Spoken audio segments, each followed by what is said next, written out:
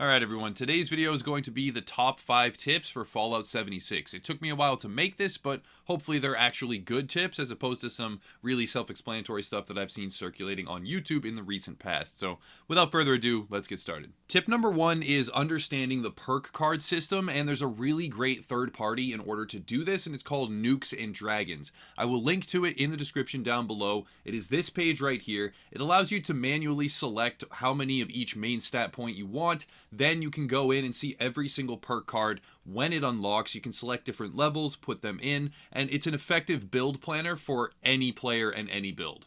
The thing about building in Fallout 76 is that there's a lot of false depth. There are certain things that every player should be choosing because they're just better all around than all the other options, and there's also a particular few paths that you should be taking advantage of when you're building any character at all. The first thing to know is that there's a trick where, let's say I want to make a melee build. I can have Slugger, which gives me an increase of 10% damage to melee weapons for level 1. I could have Expert Slugger and I have Master Slugger as I level up the character, each giving 10% and each costing 1 point. Now if we go down here and we remove these, I can show you in the actual tree. This is true for any weapon type in the game. So we have Slugger here, which gives 10%. Then down further on, we have Expert Slugger right here with 10%, and then Master Slugger, which is somewhere down here. Yes, 10%.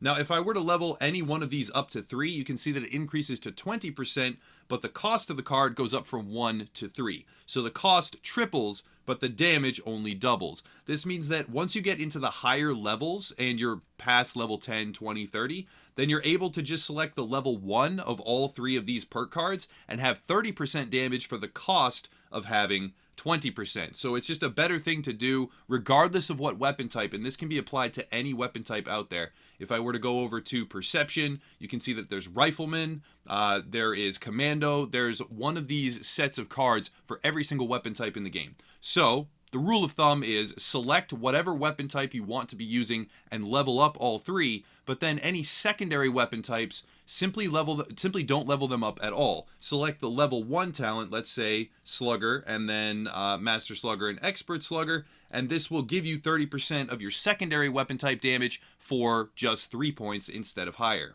The last piece of this tip that has to do with perks right now for tip number 1 is Lone Wanderer. A lot of people are playing this game solo, and even if you're playing in a group, it's still worth it to spec into Charisma at least a little bit. There are 2 different perks that are very worthwhile. The first one being Lone Wanderer. 20% reduced damage across the board while solo is very easy to get. You can access this basically from the start of the game, and it is extremely powerful. You should always be getting this regardless of what your build is. It's universal. It's going to help you across the board. So I highly recommend going into Charisma, basically your first picks as you level up a new character. And then if you do play in a group frequently, you can select Bodyguards. The 12 damage and energy resist, max 36, actually factors out to be a lot of armor and a lot of damage mitigation. So if you have this and you have a full group and you all have this, it will give you a distinct advantage. Tip number 2 is to establish a farming route around the level that you're at in order to level up quickly and also get a lot of resources. And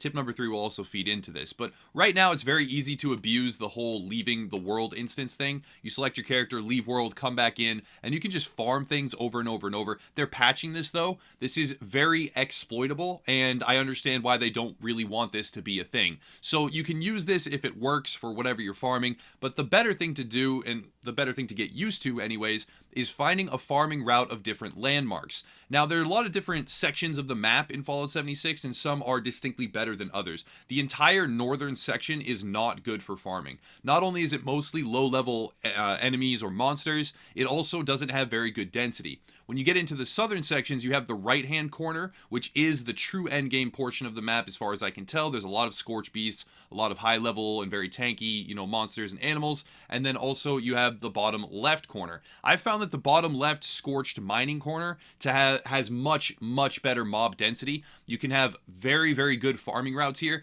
and I found that Welsh and Abandoned Mineshaft 1 were the area that I gravitated towards. You can run back and forth quickly between these two. You can fast travel between them once you've cleared one out for one cap, a single cap, and there's a really good amount of mobs present. They also drop a lot of ammo, they drop a lot of scrap, etc. So that's a really good area. But there's also a lot of clusters of landmarks that have a lot of enemies in and around them that you can, establish your own farming route for. So I highly recommend picking a bunch of landmarks in close proximity. Also, dropping your camp down, because it is free to travel to your own camp. So as you can see, I'm here now. Regardless of where I was on the map, I could travel to my camp for free. So having your camp right next to a group of farming, locations is a really good process by which to get a lot of loot quickly. You can go explore another area of the map, come back for free, farm those up, and then get going on your adventures again. The next tip has to do with weapon archetype choices, and this has much more to do with early and mid game than it does have to do with late. As you get up into the level 50 range, you're going to be using whatever primary weapon you prefer, regardless of what ammo type it has. But in the interim, as you level up through the teens, 20s, 30s, it is very convenient to use a 38 caliber hunting rifle or a shotgun of any kind. Now, the reason for this is because the enemy archetypes in the game consistently drop shotgun ammo and .38 ammo.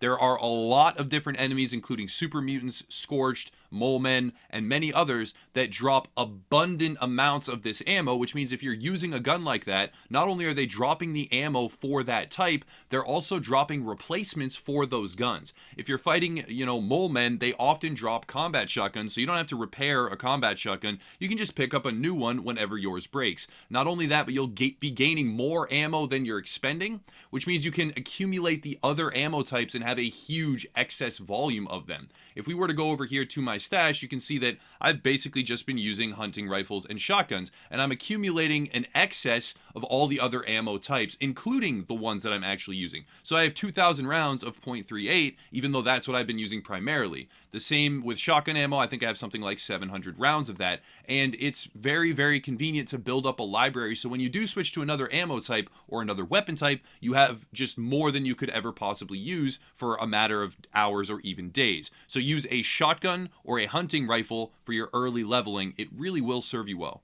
The next tip is about power armor, and it's very important to grab power armor, or at least the basic frame, early on and as early as possible. The basic frame has a bunch of different stat boosts that are more important early and less important late. The basic frame will give you damage mitigation across the board of radioactive or physical or everything, and it is a decent amount, and it's more than leather armor or ceramic armor, any of the early armor types that you're able to craft yourself. So a basic power armor frame is better in that regard. It will also boost your strength, but it will not boost your strength if you build up the strength category itself. The more you spec into the strength main stat category from your special, the less the power armor frame will benefit you. So if you get the power armor frame early on, it equates to a carry boost, it equates to a melee damage boost, and you can spec into other categories without having to buff up your strength to still get some of the benefits. So a power armor frame is extremely easy to get and important to get early on because it does help you quite a lot. There are a bunch of different places to do this. The primary place that I would recommend personally, I guess, would be Belching Betty down here. You can still farm this sort of. They are patching out the Leave World exploitative farming methods, but Belching Betty has one. There are a couple power armor frames over here at the Morgantown train yard, and then a warehouse right near there. There's a double spawn up at the top with WV Lumber Company, and there are a ton. So if you really want to find all of the different power armor locations, you can look it up on YouTube, and there's an abundance of videos on that. But it is fairly easy to get, and when you do find a frame, rather than ignoring it, because fusion cores are extremely easy to get and they last a really long time, pick up that frame even if there's nothing on it, wear it, and use it. Sometimes your power armor can appear to disappear, and some people get concerned by this. So really quickly, if you do end up collecting your power armor or it disappears automatically, never fear. All you have to do is go to your inventory, go over to apparel. You'll see power armor chassis. It only weighs 10, which, it can result in you being over encumbered, but that's a really low weight considering what the item actually is. You can select it and you can place it down anywhere that you want. Once you've done so, you can get back in. So if you lose your power armor, odds are it's in your apparel section of your inventory, so don't panic. The last tip that I have is about the favorites wheel, and some players may not really know about this, others may, and if you do know about the favorites wheel and you're already heavily utilizing it, then it doesn't really matter. This is a null and void tip for you. But it can be really annoying in combat to go into your inventory and cycle through everything. It's not very well done and it's not very streamlined. It is useful in a single player version of the game where you can pause time, but you can't pause time in Fallout 76. So going through all the different tabs and finding the things that you need to find on the fly when most enemies that are coming after you end up rushing you, getting on top of you, staggering you, and hitting you constantly, this really isn't going to work for you. So all you have to do to utilize the favorites wheel is hit up on your D-pad, and then you can load up this wheel from this menu itself with all of your different favorite weapons, all of your different favorite meds, even with food and water. And if you're using this wheel, it will cut down on the amount of time that you spend in your inventory, and it can result in you winning certain fights that you otherwise would not win. Personally, I like to keep the wheel completely full with at least 1 or 2 melee weapons, a couple mid-range, a couple long-range, and some heavy weaponry as well, and then also some RadAway and stim packs, especially supers. These are those clutch, mid-fight moments where you absolutely need it. Maybe some buffs, and it really is up to you, but use this full wheel. And I was surprised by how many players didn't actually know that this existed, and I was winning PvP encounters because I was able to use these things, and I could tell when someone else that I was fighting was going into their inventory. It was very, very obvious, and it seemed to happen frequently. So if you are using the favorites wheel, you'll have a leg up over people that aren't, and it'll make it a lot easier to progress through the harder endgame material as well. That's going to wrap it up. I try to make these videos at least mildly helpful. I know that there's a lot of redundant information on YouTube, and some of the videos are not helpful at all. It's a lot of self-explanatory things that you may have already known from the game's tutorial. I try to circumvent that, or at least provide some kind of less thought about, less known tips in these types of things. So again, I hope it was helpful to some viewers. Now, before we end, I do want to do a quick ad read. So if that's not your thing, I totally understand. But anyone that's struggling to play this on their PC, anyone that's playing this game, Fallout 76, or any other game for that matter, on console and really wants to try PC gaming, but they don't really want to fork over the amount of money it would take to build their own or buy a fully functional gaming rig, there's a great service called Shadow that has agreed to sponsor the channel and partner up with us and provide a discount to our community. So basically how Shadow works is you play from a remote data center, and this means that you get a lot of benefits for that. They have significantly better internet speeds than I have or many other gamers have, and you get to take advantage of that, not to mention the fact that it streams all the gameplay to you, so it doesn't matter what type of machine you're running it on. You can play